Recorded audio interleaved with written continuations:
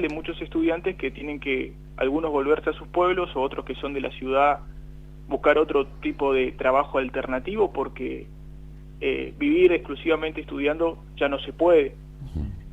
Y en ese sentido te diría que es un escenario sumamente adverso y en la cual los estudiantes, muchos de ellos ya han decidido dejar su carrera universitaria y bueno, en ese marco nos encontramos, ¿no? Debe ser preocupante, triste, Lucas, porque no está en las manos de ustedes. Deciden irse porque no pueden bancarse los estudios. ¿Qué números tienen? ¿Qué datos tienen en porcentaje en cuanto a la deserción? Bien, mira, en términos de porcentaje, obviamente las autoridades, las propias autoridades universitarias, en términos generales, no clarifican estos datos o no entregan, pero nosotros podemos hacer un análisis un poco más micro, particular, de acuerdo a las carreras de humanidades. Sí. Nosotros hemos registrado por los cursillos de ingreso ya de comienzo de año que había una reducción de la matrícula que rondaba entre el 50 y el 60% en comparación, por ejemplo, al año 2023 o 2022. Para en absoluto significaba que una carrera donde antes ingresaban alrededor de 250, 300 estudiantes, ahora se hayan inscrito 60, 100 como mucho. Eso ya significaba que al comienzo del año haya una baja matrícula en los ingresos de las carreras, pero también significaba que esos mismos estudiantes en el transcurso de este propio cuatrimestre fueron abandonando. ¿Cómo lo vemos eso? Lo vemos, por ejemplo, en el uso de las becas, en aulas que antes estaban repletas, es decir, un problema de humanidades característico previo a la pandemia, por ejemplo, era que habían clases tan multitudinarias donde, por ejemplo, nosotros, las condiciones de edilicia no estaban dadas para semejante cantidad de estudiantes y nosotros teníamos que sentarnos en el piso. Ahora no, ahora sobran pupitres de forma significativa. Y también lo vemos, por ejemplo, en el uso del comedor. Antes iban estudiantes de exactas, de enfermería, en el comedor del centro y ahora solamente de humanidades. Los estudiantes de humanidades hemos accedido al comedor producto de que hemos estado reclamando vigentemente, pero también con sumas restricciones que han puesto las autoridades. Entonces, el escenario en términos concretos es que hay una deserción que en el comienzo de año ha sido entre el 50 y el 60%, y actualmente eso se ha desgranado incluso más en el transcurso, porque, por ejemplo, muchos compañeros no pueden terminar en tiempo y forma sus estudios, en tanto y en cuanto en estos meses, por ejemplo, que son de receso invernal, muchos de ellos se van a buscar trabajos, si son aledaños a Brasil, por ejemplo, a las zonas del Brasil, pero si no, en diferentes tipos de trabajos temporales, obviamente, en la mayoría de los casos, absolutamente trabajos precarizados, en donde el rendimiento intelectual de los estudiantes se limita mucho más. Al mismo tiempo que muchos compañeros se encuentran en situaciones hacinadas en los albergues y al mismo tiempo, como ya, por ejemplo, en económicas han arancelado el comedor, no tienen acceso al comedor del campus, tienen que precisamente ir a trabajar para poder llenar la olla y el estudio se vuelve en un segundo plano.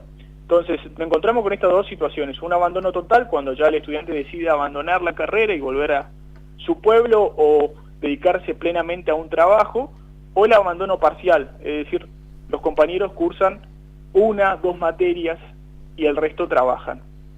La mayoría de los estudiantes de humanidades, les aseguro, son estudiantes trabajadores. Si no trabajan durante la semana de lunes a viernes, lo hacen el fin de semana. Si no, no pueden subsistir. Y la situación es sumamente... y esa es la situación social que la atraviesa al común denominador del conjunto de los estudiantes, ¿no? Habrás escuchado cuando hacía el cierre del tema anterior, que vamos a ampliar después, que es el tema vialidad y cómo llegó la motosierra ahí. En este organismo en específico pasó que llegó la motosierra, terminó con todo, y la gente como que avala o no apoya a los trabajadores. Con los estudiantes, veo que al principio hubo como una masiva marcha, se fue al principio, pero después, ¿sintieron ustedes la falta de apoyo de la gente fuera del claustro estudiantil? ¿Sintieron como que la campaña en contra de ustedes fue más fuerte del otro lado? Yo no sé si están así. Efectivamente hubo un apoyo masivo de la sociedad. Sí, sí. Pero si uno se puede ver, yo considero que el apoyo concreto al gobierno nacional y a sus medidas de ajuste se restringe podemos decir, al 30% del electorado fiel que tiene. Sí. El resto de la sociedad se abstuvo o no participa o es reacia incluso a todos los partidos políticos tradicionales que han gobernado en el último momento y que también son cómplices de este proceso de ajuste y también lo han hecho, pero no con el nivel de destrucción que lo hace el gobierno. En ese sentido, yo creo que el apoyo de la sociedad está siempre presente porque entiende que la universidad pública es trascendental para la vida de la sociedad argentina. El problema es que los gobiernos en los últimos años, y particularmente se ha dedicado a destruir el sistema universitario. ¿En qué sentido? Por ejemplo, puede continuar la universidad pública, pero cada vez más degradada por el déficit del presupuesto que hay, los recortes constantes que hay en el presupuesto. Entonces, nosotros tenemos una universidad que cada vez se degrada más, y esto va en todos los aspectos, en nuestros educadores que tienen salarios de indigencia, que no llegan a cubrir la canasta básica, porque vale mencionar que la mayor parte de los docentes no son exclusivos de la facultad. Hay trabajadores docentes que están haciendo de Uber, están también alternando, buscando otra alternativa para poder sobrevivir. Son los famosos feriantes de los fines de semana, muchos trabajadores universitarios. Lo mismo sucede en el caso de los estudiantes. Entonces es un proceso que afecta al conjunto de la comunidad educativa universitaria y que el panorama es totalmente oscuro y que es como lo señalamos, una caída estrepitosa de las condiciones materiales de estudio. Por ejemplo, en Exactas, los laboratorios, cada lluvia importante sufre inundaciones o ha sufrido inundaciones en las últimas lluvias, en el último periodo, o el año pasado incluso los estudiantes de Exactas han tenido que abandonar la unidad académica del campus precisamente porque las condiciones habitacionales de las aulas no estaban garantizadas y los estudiantes se tuvieron que agrupar. O sucede que en enfermería que los estudiantes directamente no acceden al comedor y estamos hablando de deserción mucho en términos estadísticos brutales. Entonces, lo que nosotros vemos es un panorama sumamente oscuro y que el apoyo de la sociedad va a venir siempre y cuando haya una orientación y una dirección que vaya hacia ese camino. Hoy Lucas, las direcciones sindicales nos muestran un camino de superar el ajuste. De hecho, se adaptan o van detrás de leyes que no reflejan aumentos significativos en el presupuesto o incluso excluyen elementos estratégicos. Recién mencionabas la cuestión edilicia, que está complicada. Algo dijiste de los comedores, del comedor universitario. Concretamente, si hablamos de números, ¿cuánto se va de comer el año pasado y ahora cuánto disminuyó? ¿Usted me pregunta en términos de estudiantes? Sí. Bien, hoy el comedor y con sumas restricciones, había cuenta que nosotros anteriormente, siendo estudiantes de humanidades, alcanzaba con ser estudiante regular y ir al comedor. Las autoridades han buscado restringirle el cupo poniendo una serie de restricciones, pero solamente al comedor acceden los estudiantes de humanidades. Exactas tercerizó el comedor, es decir, contrató a otra empresa que no tiene que ver con los trabajadores de la cocina del comedor, los no docentes, para precisamente reducir costos y para no darle absolutamente a todos los estudiantes como antes lo daba. Enfermería directamente quitó el comedor y da una beca miserable a los estudiantes que es de forma muy parcial. Sí, ¿de cuánto es aproximadamente? A ver, para saber si puedes pagarte el plato de comida al menos. El año pasado le daban un valor que era mensual, que apenas alcanzaba alrededor de 50 estudiantes y que era como para comprar una bolsa de mercadería, ¿sí?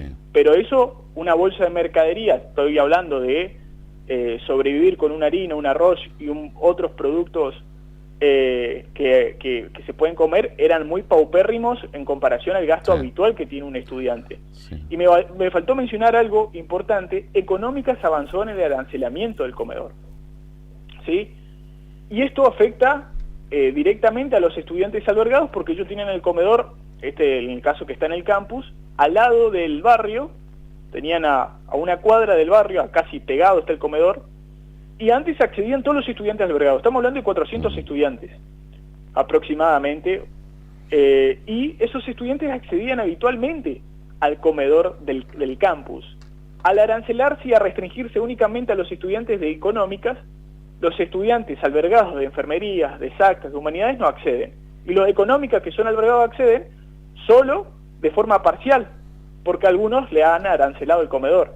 Entonces nosotros sostenemos que Milei destruye la universidad pública, pero no lo hace solo. Tiene un acompañamiento en ese proceso de ajuste presupuestario que lo hacen las autoridades.